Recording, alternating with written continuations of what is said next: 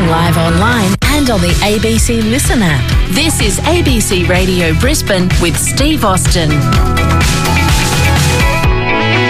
Lovely to have you along with you for the next 25 minutes.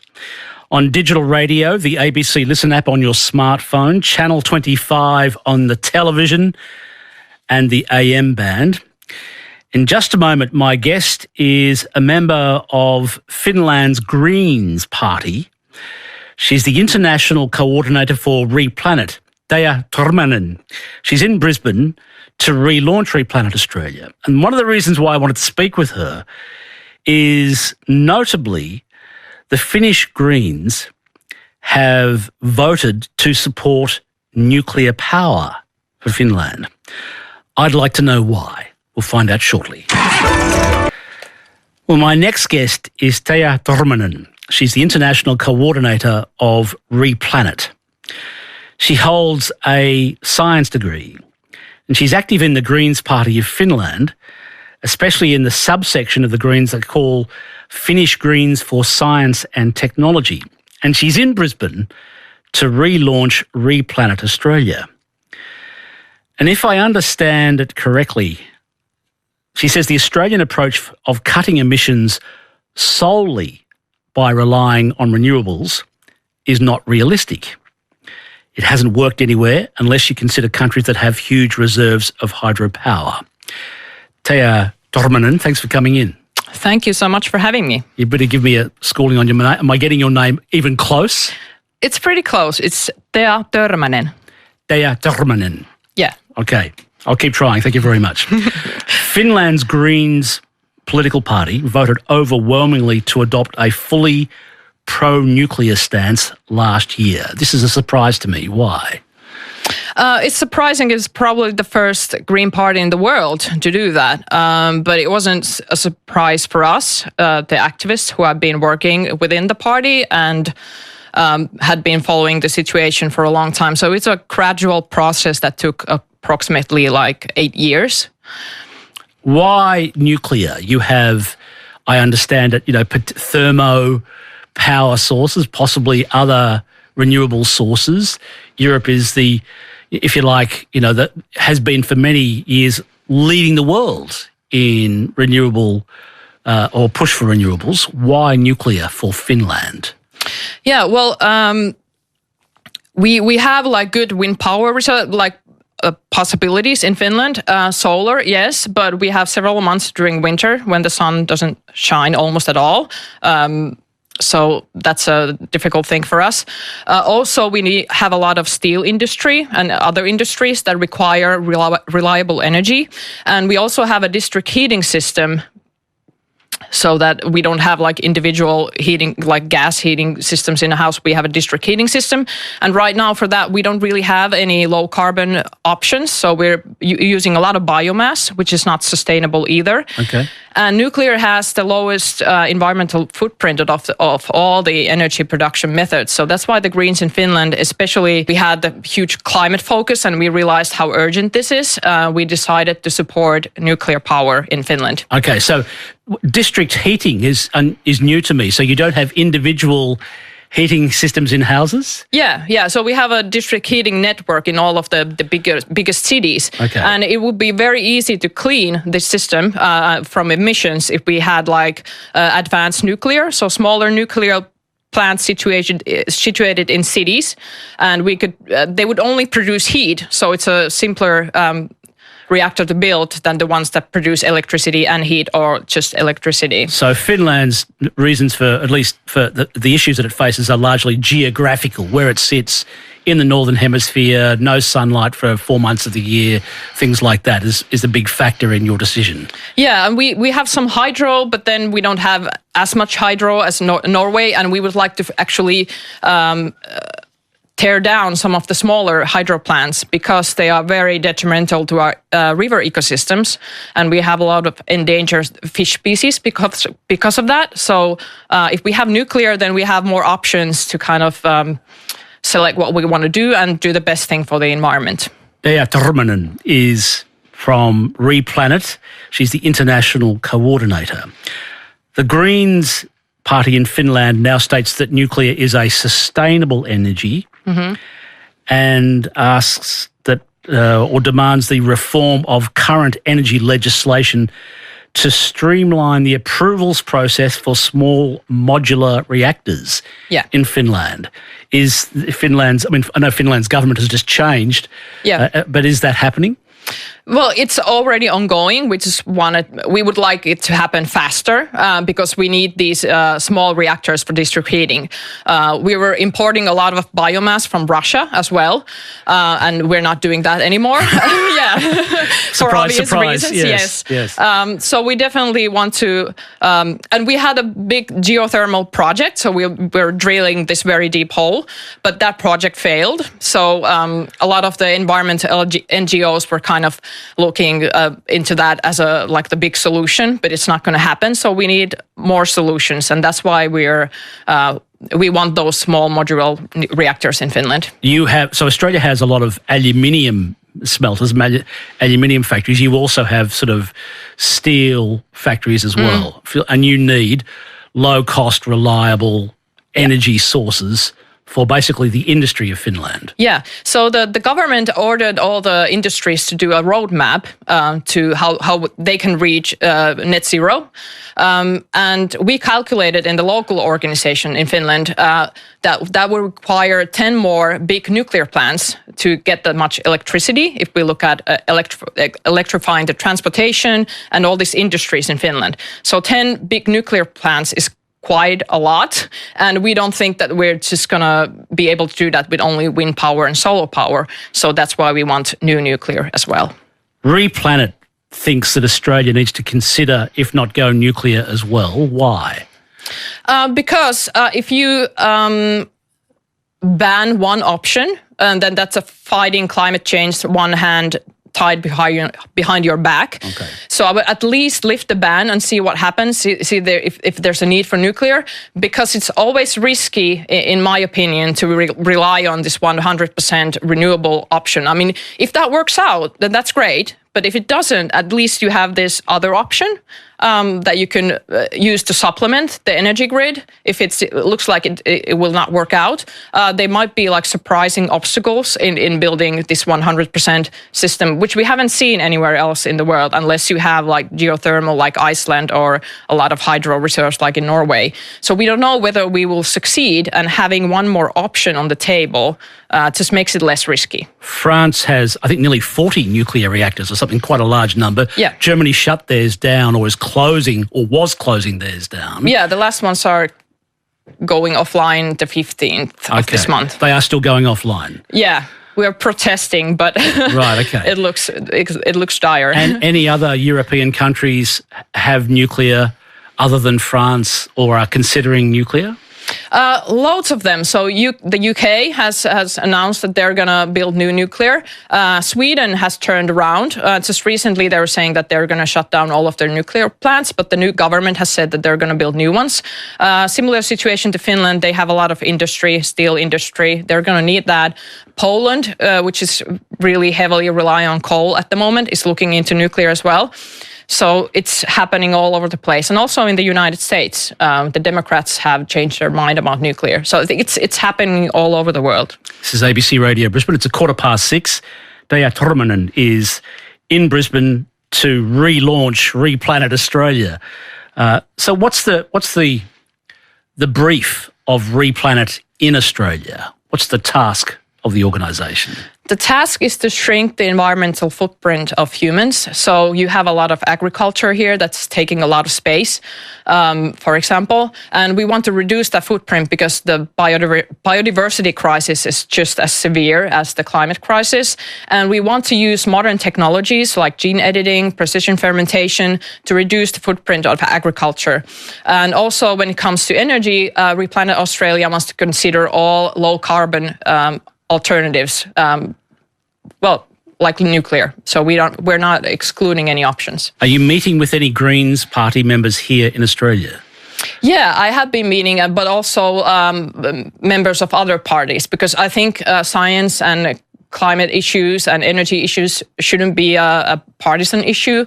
Like in Finland, we have succeeded very well in this, that all the parliament parties support nuclear, so it's something that we all agree on. So it's very easy to then move forward with our climate goals and ambitions because everyone's agreeing on these things. You have a science degree, I think a master's in science, don't you? Yeah, a master's degree in animal behaviour. Okay, all right. So the leader of the Greens Party in Australia, Adam Bant, I think has a doctorate in Marxism, or a Marxist sort of, or I haven't actually read it, but in other words, it's not a science degree as such. Is there anyone in the Greens here in Australia who are thinking about the shift that has occurred in the Greens political movement in Finland?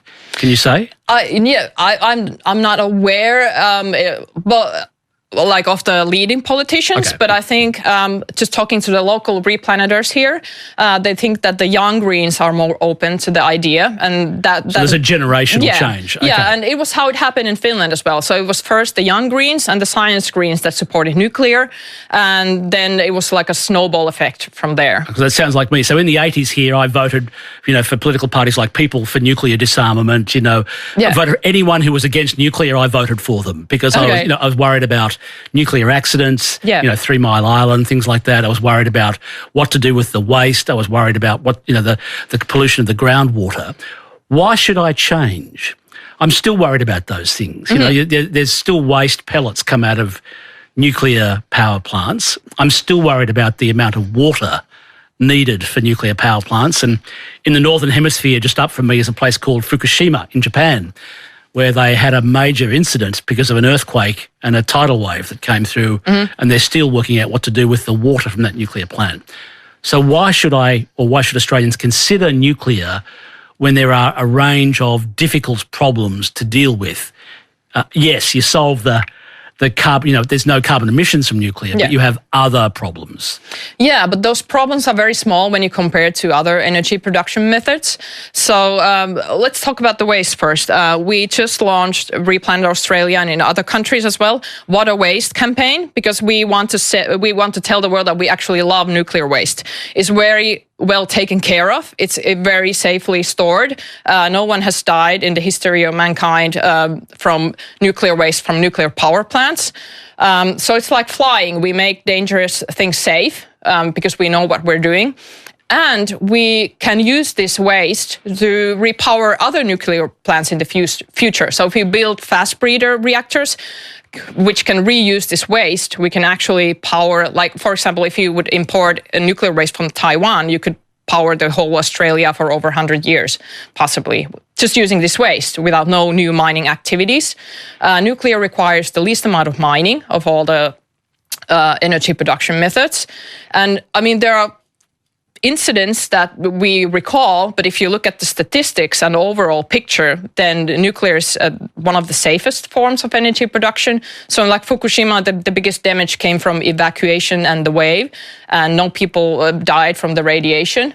And actually the radiation levels now there are like in Pispala, Tampere, in Finland, where people are in those radiation levels constantly because we have radon in the soil. Yeah. You have radon in the soil. Yeah. Okay. So people live constantly in this kind of radiation levels and nothing happens to them. Because it occurs naturally in the soil or the ground of Finland. Yeah, really? Yeah, but it's in the air as well. So we actually measure that we have to measure that in our houses if we live in that area to make sure that it's not too high, but the radiation levels differ in different places around the world, and people live in those conditions all the time without any harm happening to them. So we have to put it in context and compare with other energy production methods.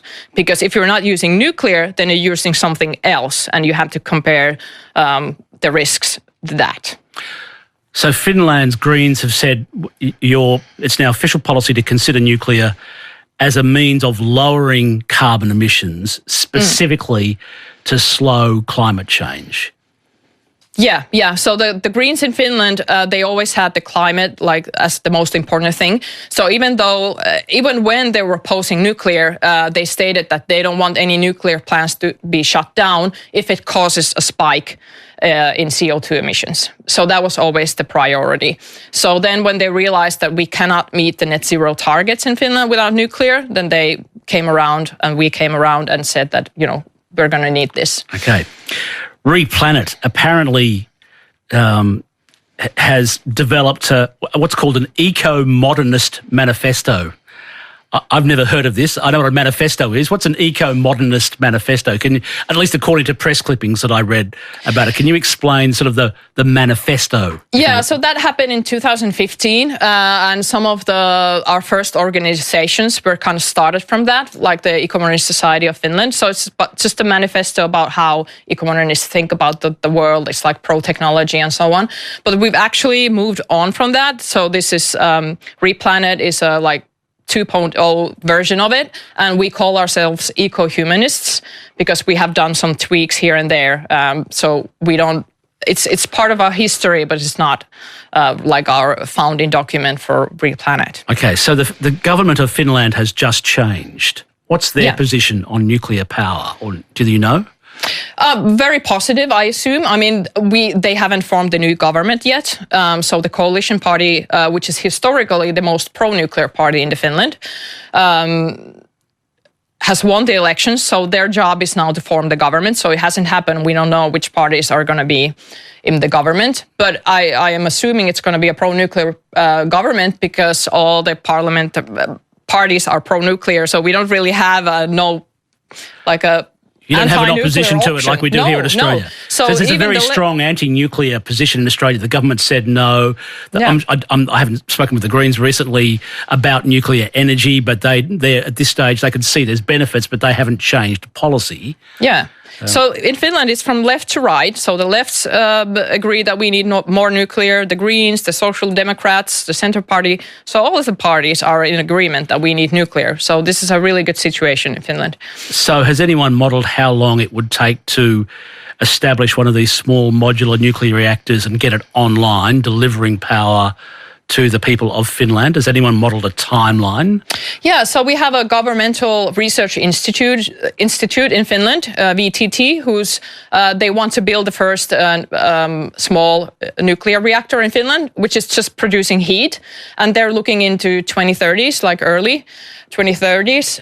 So we're really hoping that's going to happen. They're partnering with energy companies as well to make that happen. Okay. My guest is Tea Törmänen. She's in Brisbane as the international coordinator of WePlanet, international that is. So is there a WePlanet movement here in Australia? Yeah, I mean, we're just launching it this week, and it's full of scientists and just concerned citizens who want to start the discussion here as well, which we have already started in Europe about how we can use these modern technologies to shrink our environmental footprint. All right. And before I let you go, I have to ask you an entirely unrelated question, I think. Well, maybe not entirely unrelated. Mm-hmm. Finland has officially joined NATO. Yes. How do you feel? I'm ecstatic. I've been supporting NATO since I was a teenager, so it's been a long journey for me waiting for that to happen. Because Finland never was. I mean, Finland was always regarded as the sort of the strong outlier. You know, the Finns have quite a reputation, you know, being able to look after yourselves, you know. By reputation, you don't want to mess with the Finns. They know what to do. Yeah. And hey presto, after Russia invades Ukraine, Finland has said, okay, we're joining NATO. Yeah. And my family's from the eastern Finland, and I still live there. So my grandfather fought against the Soviets, so it was very personal to me, and I feel that we needed the extra protection. So I always supported NATO, and I'm so happy that Finland was able to change its mind so quickly. Like in my party, the Greens, most people were against NATO, but like with nuclear, they were able to change their minds within a very short period of time. Did that change in the minds of people about joining NATO after Russia invaded Ukraine? Yeah. Just simple 2 weeks. Simple as that. Yeah, just a few weeks after that, the polls that they were making, the support was just growing until it was like something over 90%. So the Finnish government had a very good mandate to start that process, and I'm really happy that we did. I appreciate you coming in. Thank you very much. Thank you so much for having me. Tea Törmänen, she's in Brisbane as the international coordinator for WePlanet International.